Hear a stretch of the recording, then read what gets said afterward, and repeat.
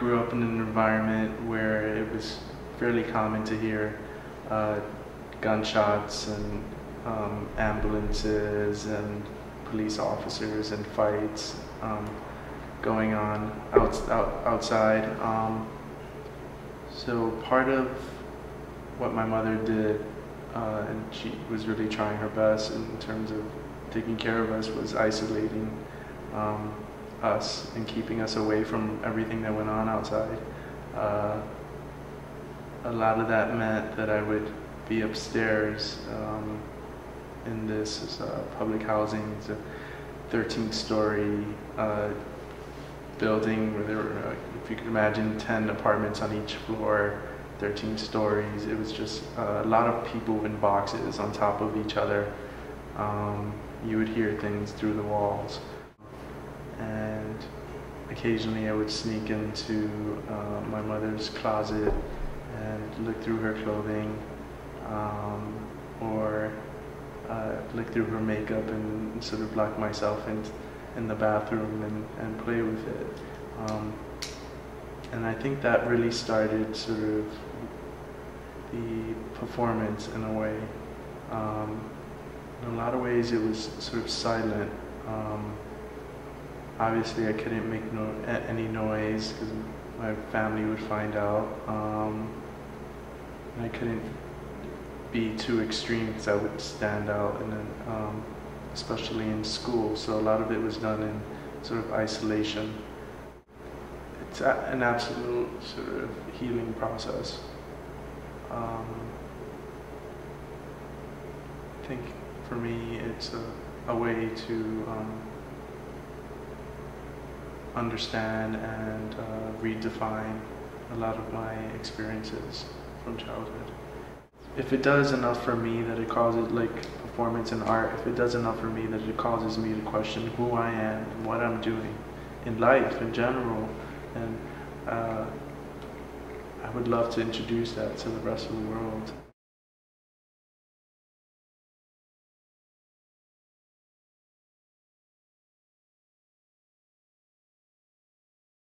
Well, I've titled it Death of a Legend, and the title comes from the 70s documentary of based on wolves. It was created to almost humanize wolves so that they wouldn't seem to be these scary creatures that are in nursery rhymes and things that will eat you. So it created the friendly face of a wolf. And that's where the definition comes from. But I've been working on a costume that's sort of a prison uniform orange. It's almost puppet-like. It's another thing.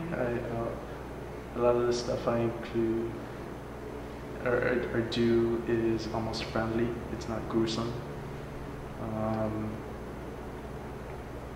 So I've created this sort of almost puppet-like costume.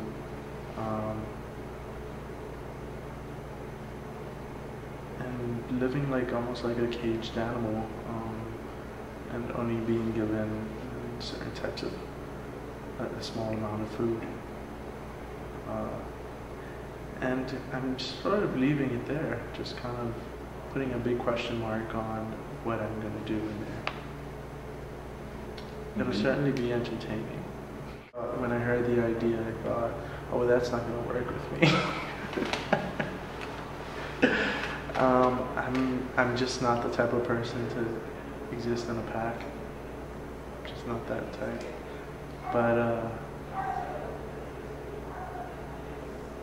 But in that process, I've like realized that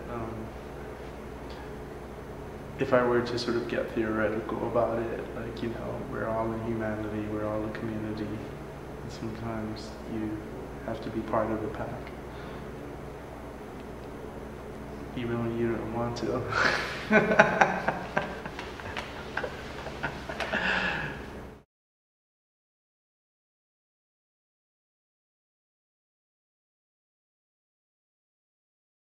In a lot of ways, it can be interpreted as my own personal ritual to my own personal God. A process to find that God and find that divine figure, absolutely. It's almost a conversation.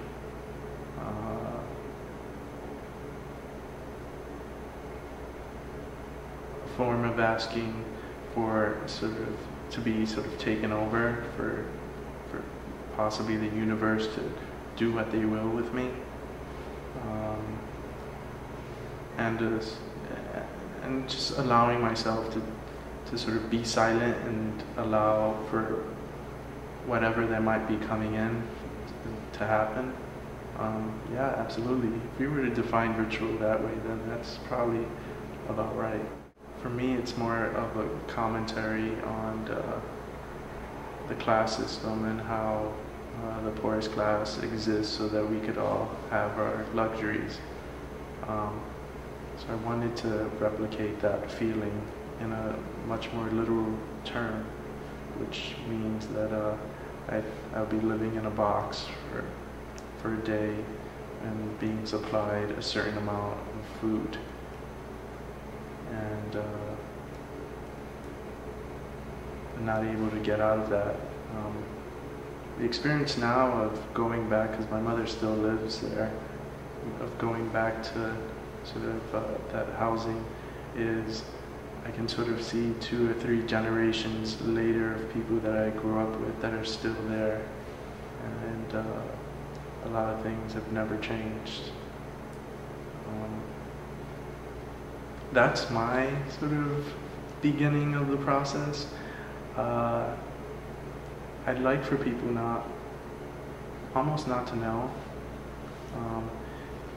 There's this idea of being in an enclosed space where you're feeling that you can't sort of move forward or back. You're sort of a victim of your environment, that I think that lots of people will be able to identify. There's a quote that Ryan Tricardin says.